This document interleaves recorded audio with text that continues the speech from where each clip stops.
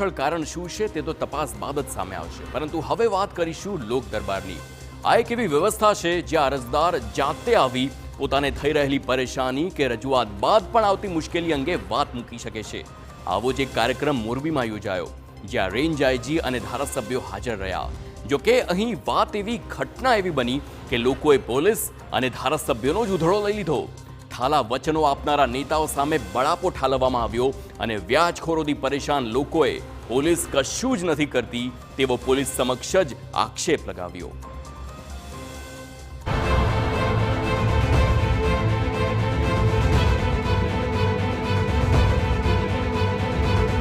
કાયદો વ્યવસ્થા, લોકોની સુખાકારી, સુરક્ષા અને પોલીસ સાથે સમન્વય રહે તેવા ઉદ્દેશ્ય સાથે મોરબી એસપી કચેરીમાં વાર્ષિક ઇન્સ્પેક્શન થયું। જો કે અહીં રજૂઆતો કરતા વધુ હૈયા વરાળ ઠાલવનારા લોકો જોવા મળ્યા।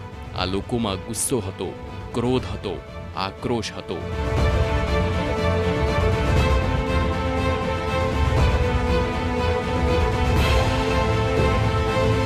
કોઈ જમીનના વિવાદથી હેરાન હતા, કોઈ વ્યાજખોરોના ત્રાસથી પરેશાન હતા અને સૌથી વધુ પરેશાન હતા એ વાતથી અમને કોઈ સાંભળતું નથી, પોલીસ ધ્યાન આપતી નથી, નેતાઓ વાત સાંભળતા નથી। મોરબીના ધારાસભ્ય કાંતિ અમૃત્યાએ એક વિડીયો જાહેર કરી વ્યાજખોરોથી પીડાતા લોકોને રજૂઆત કરવા આવવા આહ્વાન કર્યું હતું। મોટી સંખ્યામાં લોકો અહીં આવી ગયા હતા, પરંતુ અધિકારીઓ મીટિંગમાં છે તેવું કહી તેમને કાલે આવજોનો વાયદો આપી દીધો। સાંભળો તેમની વેદના। અમારો છોકરો મરી ગયો આપઘાત કરી। આ બધા વ્યાજવાળાને એ એમ કે અમે 60 લાખ લીધા હતા અને 1.5 કરોડ દીધા, તોય ઉઘરાણી કરતા ઘરે આવીને ધમકી દેતા। મરી ગયા પછી અમે ફરિયાદ કરી, બરાબર, તો અમે જાય પોલીસ સ્ટેશન તો એમ કે અમે ગોતી અને તમને દેડો તમને કહીજો। એ એમ કે પોલીસવાળા અમને એમ કહે તમને દેડો તમને કહીજો। 6-8 મહિના થઈ ગયા, કેસ હાલે, કોઈ ધરપકડ તો થઈ નહીં, બધા એમને મોરબીમાં રખડે। કોઈએ પોતાનો દીકરો વ્યાજખોરોના કારણે ખોઈ દીધો છે, જમીન વેચીને પૈસા ચૂકવી દીધા છતાં ધમકીઓ મળે છે, આરોપીઓ ખુલ્લેઆમ ફરે છે અને અધિકારીઓ માત્ર વાયદા પર વાયદા આપે છે। મોટે ઉપાડે જેમણે લોકોને બોલાવ્યા હતા તે ધારાસભ્ય પાસે આ વૃદ્ધની પીડાનો જવાબ છે। કેવી રીતે તમે ભેગા કરીને આપેલા? મેં મારી જમીન વેચીને આપ્યા, એનું પ્રૂફ મેં પોલીસ સ્ટેશનમાં પંચનામામાં આપ્યું, દસ્તાવેજ નહીં બધું, જમીનના પૈસા આવ્યા। તમારી માંગ શું છે? મારી માંગ આ બધાને સજા થવી જોઈએ। આરોપી એક રાજેશ ઓલો રાજુ બોરીચો ખાખરાળા, એક દિનેશ નાગરાવાસ અને એક લાલાભાઈ, અને બીજા કેટલાય છે। ધારાસભ્યને કેટલી વાર મળ્યા, એ એમ કે હા હાલે હાલે, તો 3 મહિનામાં કોઈને પૈકડે જ નહીં, મોરબીમાં રખડે, અમને ખબર, પોલીસવાળાને ન ખબર હોય। આટલું જ નહીં, જમીન અને મકાનમાં છેતરાયેલા લોકો પણ આવ્યા, પણ તેમને પણ નિરાકરણ લાવીશું તેવું માત્ર આશ્વાસન મળ્યું। પોતાના મકાન માટે જમા પૂંજી ખર્ચી નાખી હોય તેના પૈસા પણ જાય અને મકાન પણ ન મળે, ઉપરથી ધમકી મળે તેવા લોકોની વ્યથા માત્ર ઠાલા વચનોથી દૂર થશે?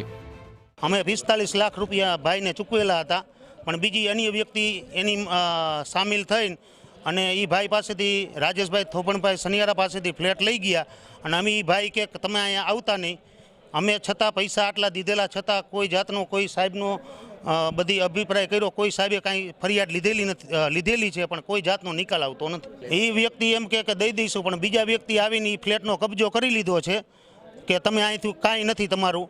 અમે ભાઈને રાત દી મહેનત કરીને આખો ફ્લેટ ઊભો કરેલો હતો પૈસા દઈને, તોય છતાં કોઈ જાતનો નિકાલ સાહેબને કીધું પણ કોઈ જાતનો નિકાલ આવતો નથી। આ દ્રશ્યોમાં દેખાતા લોકોની આવી અનેક પીડા છે। એવું નથી કે તેમણે પોલીસ ફરિયાદ નથી કરી, વર્ષોથી ચાલી રહી છે, પણ કોઈ ઉકેલ જ આવતો નથી।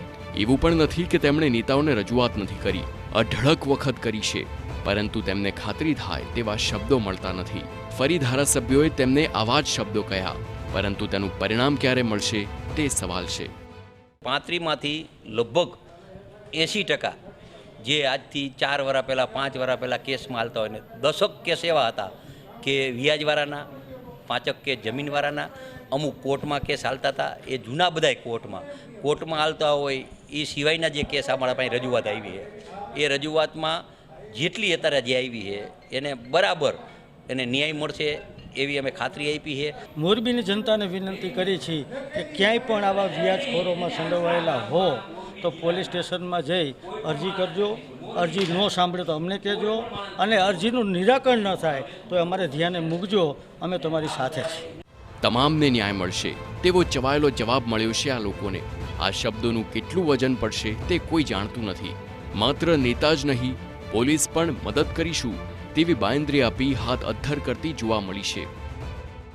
દરેક પોલીસ સ્ટેશનોમાં અમે ફરીથી આ કામગીરીમાં વધારે ઝડપથી કામગીરી થાય એ પોલીસનો હેલ્પલાઇન નંબર પણ ઇસ્યુ કરશું, અને દરેક પોલીસ સ્ટેશનોમાં અધિકારીઓને એ સૂચના પણ આપીશું કે કોઈપણ વ્યક્તિ કોઈપણ જગ્યાએ કોઈ તકલીફ પડે તો તાત્કાલિક પોલીસનો કોન્ટેક્ટ કરી શકે છે, અને પોલીસ દ્વારા કામગીરીમાં ખૂબ જ ઝડપથી અમે કામગીરી હાથ ધરશું.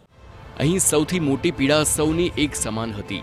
પોલીસ જવાબ આપતી જ નથી તો કોની પાસે જવું?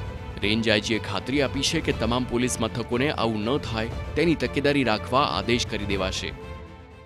જે લોકોને જે રજૂઆત છે પોલીસ સ્ટેશન વાઇઝ આજે બધાને હેલ્પ ડેસ્ક ઉપર સૂચના કરવા માટે સૂચના આપી છે. તેમ છતાં પણ એવા અમારા કોઈ પણ પોલીસને તકલીફ હશે તો અમે જે તે થાણા ઇન્ચાર્જને સૂચના આપી અને લોકોને વ્યવસ્થિત રજૂઆત સાંભળાય અને વ્યવસ્થિત ઉપર પગલાં લેવાય એ પ્રકારની પોલીસ દ્વારા વ્યવસ્થા ઊભી કરવામાં આવશે. પોલીસ અને જનપ્રતિનિધિ લોકોની સમસ્યા દૂર કરવા માટે લોકતંત્રમાં કાર્યરત હોય છે, પરંતુ લોકોએ જે રીતે ઉકળાટ ઠાલવ્યો છે તે જોઈને સ્પષ્ટ લાગી રહ્યું છે કે ફરિયાદ સાંભળનારા સમસ્યા જેટલા ગંભીર થતા નથી. રાજેશ અંબાલિયા, TV9, મોરબી.